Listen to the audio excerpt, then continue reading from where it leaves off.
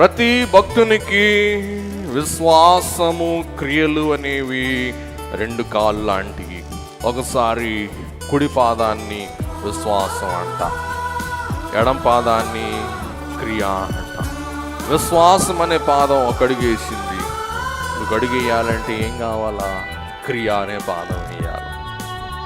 ఇంకా ముందుకు వెళ్ళాలంటే మరలా ఏం కావాలా? క్రియ వేసేసాను, ఇంకా క్రియ సాగదు, ఎంతైనా సాగదు. ఇంకా ఇప్పుడు మళ్ళా ఏం కావాలా? ఈ విశ్వాసం అనే కాళ్ళు ఎత్తి పాదం వేస్తే తప్ప ముందుకి వెళ్ళలేం.